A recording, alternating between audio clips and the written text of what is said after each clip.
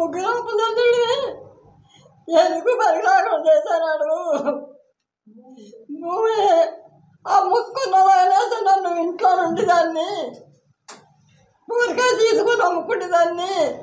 ఎంతో బాధపడేదాన్ని.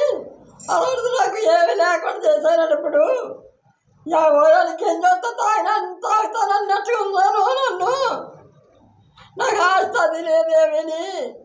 నా అమ్మ బాబు ఇంట్లోనే ఉన్నాను. నన్ను మా అత్తరికి కూడా భూమి అది లేదు. ఇలాగే బతుకుతున్నావు. ఎలా బతకడం ఎలా బతుకుతారన్న జరిగాను. ఆడన్నీ తెలిసినోడే మమ్మల్ని ఎలా మాయ చేసిండు.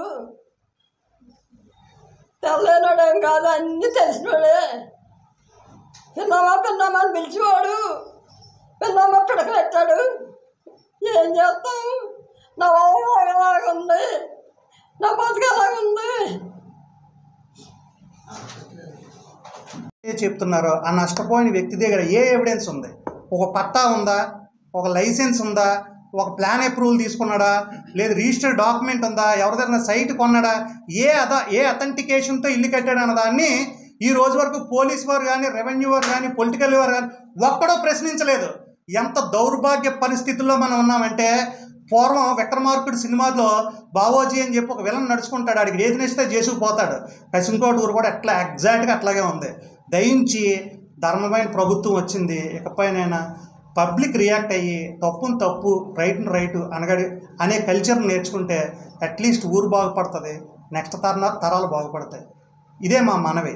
ఈ విషయంలో మరీ ఇంకొకసారి నొక్కి ఒక్కాయించి చెప్తున్నాము. వేగి పవన్కి కానీ, గౌరవనీయులు కొంతాల రామకృష్ణ గారికి కానీ, ఆయన కార్యవర్గానికి కానీ ఎవరికి ఏ విధమైన ఇన్వాల్వ్మెంట్ ఇందులో లేదు. భూమి గల ఆసాములు వాళ్ళు ఒక అడుగు ముందుకెళ్ళి వాళ్ళకి జరిగే అన్యాయాన్ని బాధని దృష్టిలో పెట్టుకొని తీసుకున్న తొందరపాటు డెసిషన్, తప్పు డెసిషన్ కాదండి, తొందరపాటు డెసిషన్ మాత్రమే జరిగింది.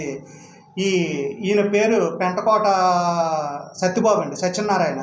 ఆయన పేరు పెంటకోట నాయుడు. వీళ్ళిద్దరినీ జైల్లో పెట్టే అతను అప్పారావు, పొలిమేర శ్రీని వీళ్ళందరినీ జైల్లో పెట్టించి నానా హింసలు పెట్టారండి. ఏ తప్పు చేయకపోయినా వీళ్ళు లాస్ట్ టైం పునాది వీళ్ళు వెళ్ళి డిపెండ్ చేస్తే వాళ్ళని కొట్టి రక్తాలు వచ్చేలా కొడితే పోలీస్ స్టేషన్కి వెళ్తే అట్లీస్ట్ కంప్లైంట్ కూడా తీసుకోలేదండి. అంత గవర్నమెంట్ రూలింగ్ చేశారు వైసీపీ గవర్నమెంట్లో.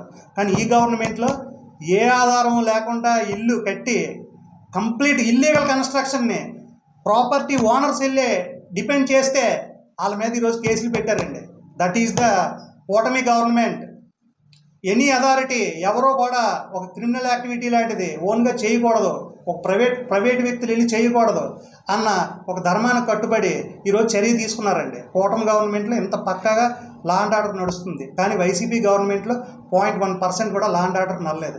దయించి ఇది అందరూ గుర్తించి ఇకపైనైనా ఈ బాధితులకి సరైన న్యాయం ఎంఆర్ఓ గారు, డీటీ గారు, ఆర్డీఓ గారు, కలెక్టర్ గారు, పోలీసు వారు, పంచాయతీ సెక్రటరీ అందరూ ఆ కూలిన ఇల్లుకి ఏమైనా ఆథరైజేషన్స్ ఉన్నాయా, ఎవరైనా ఏమైనా ఇచ్చారా, ఎందుకు ఇచ్చారు, ఎలాగిచ్చారు అన్న దాని మీద ఎంక్వైరీ చేసి ఆల్రెడీ ఆర్డర్ ఉంది. అందులో ఏ విధమైన ఇల్లీగల్ కన్స్ట్రక్షన్ జరిగినా కూల్ చేస్తామని ఒక ఆర్డర్ ఉంది.